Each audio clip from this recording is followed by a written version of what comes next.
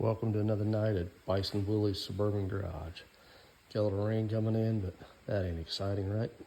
So let's just get over here and see what we're working on. Haven't put much on here lately, but it's all been about underneath cleaning the frame. I didn't do a body off, so it's body on. Clean the frame, get everything painted, sorted out. Pulled the cross member out. That was for the old transfer case, but it's going back in for support. We got the Dakota digital dash in. We got it's not hooked up yet. We got the headlight switch going. We got the ignition switch in. Like that little tilt steering wheel we got going. I have no idea what brand that is. I bought it from someone with a bunch of stuff years ago. ECM's in.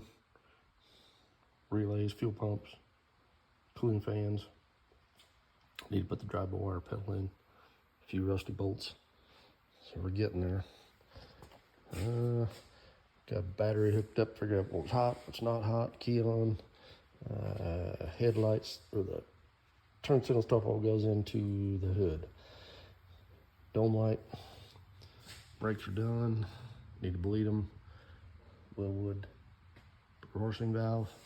I'm gonna go to a Hydro Boost. I've got everything, it's just a matter of getting it put in. We'll get it going with this first.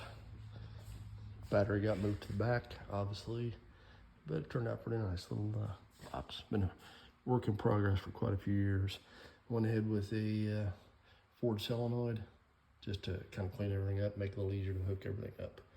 Otherwise, you get everything crammed behind the headers. And didn't like it, so this made it a little easier to get access to if you got to do something. A few extra wires for the Dakota dash, so on and so on. And the standalone harness and the chassis harness. Everything's new. So, looking pretty good. I'm really happy with it. 73 front end, disc brakes. I had to put longer brake lines on it, moved the brake line underneath the frame. After I did some rearranging, nothing cleared. You see my batteries mounted back here. So I've got it all in. Body mounts. Frame cleaned up. It's beginning to be a lot of work, but we're on the downhill slide.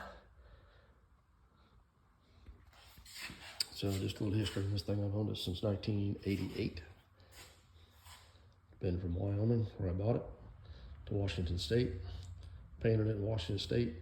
Came to Indiana. It's been garage kept since 1992. It's got a little rust right there. A little here. It's gonna go to Rotten Metal, or not Rotten Metal Garage to get the exhaust put on. And then it's gonna go to Metal Art Customs over in Ohio. Get the floor pans repaired. I'll do a spot over there, you can see it needs fixed. A couple braces underneath. Door is done. I'm gonna have him get it all into primer on the bedside, get everything fitting good. I'm gonna pop that windshield out, get a little bit of rust started above the top of it. But overall, it's pretty clean. So,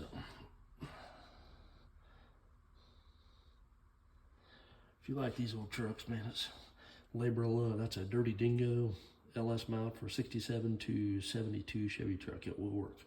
It takes a little bit of finesse to get it in there, but it's pretty clean. Well worth the money with sliders. One thing I wish I would have done was move the motor a little farther forward, but I already had drive lines cut, so I couldn't change that without more modification. These are NOS fenders that I bought in 1990 when I painted it the first time. So, yep, a couple of spots down here, but that rust out because you got these darn windows up here that leak. And I'm running a truck gas tank in it. You gotta move you can't see it on here, but you gotta notch the fuel filler to clear the frame, but it works. All right, everybody, have a good night.